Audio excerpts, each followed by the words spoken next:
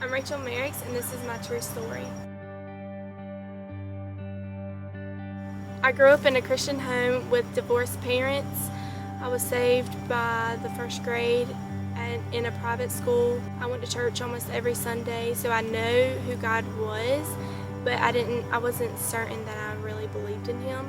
But I knew He was true and real, but I just didn't really know who He was.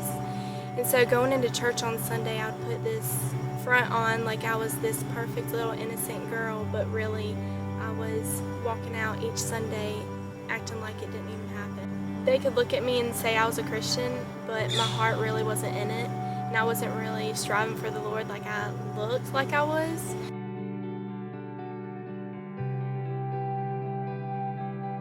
I switched schools going into the 8th grade, and immediately I started surrounding myself by people who was influenced more of like worldly views, and I became curious as to what the hype was really about. And so that led me into and introduced me into doing drugs and drinking and just different types of like sexual behavior.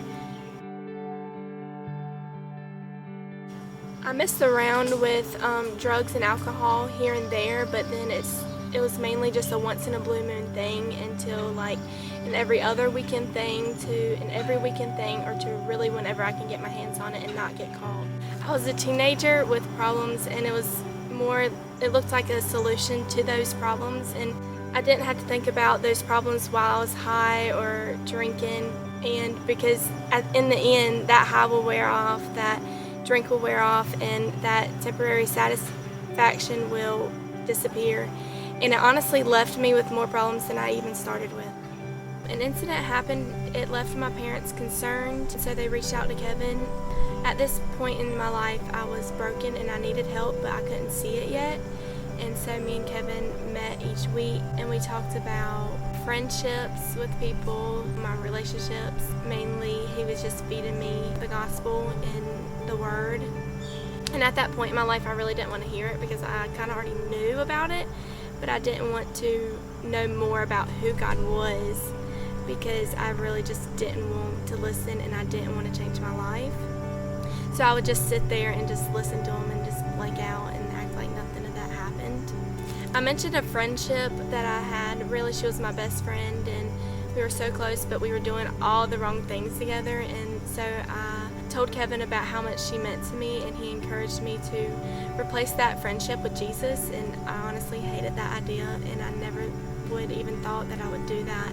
I remember each week Kevin would always ask me how I was doing, but when I was sitting in his office, all I could say was I was okay, even though I knew I really wasn't, because I was still doing drugs, drinking, and still going to parties and hanging out with people I really shouldn't.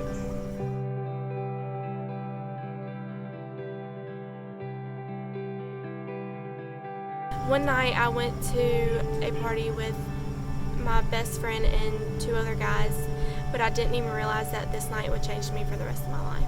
At this party, I was the most high and drunk I've ever been. I remember getting in the car with someone, but past that I don't remember much, but I remember going to someone's house that I don't even know whose it was, and I remember being with this one guy, and then one thing led to the next, and I realized that I was out of control of my actions at this point. I remember being so defeated that night. I remember crying out to God of why would something like this happen, and that I just really needed help and to change literally the way I was living. I remember crying out that something isn't right and that I just don't want to live this way anymore. This was my rock bottom, and it made me start reevaluating my life. At this point, I began to remember all the things that KB told me to replace my friendship with Jesus, and that's when I replaced all of my friendships. This is where I began to seek the Lord.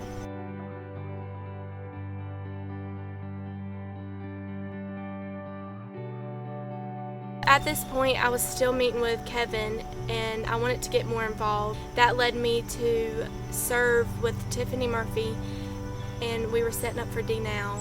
I remember meeting Tiffany, and she had no idea what I've been through or what the things that I've done, but she still showed me love, and I never understood that, of why someone would show me love for no reason, but it made me want to know that type of love that Jesus shows us.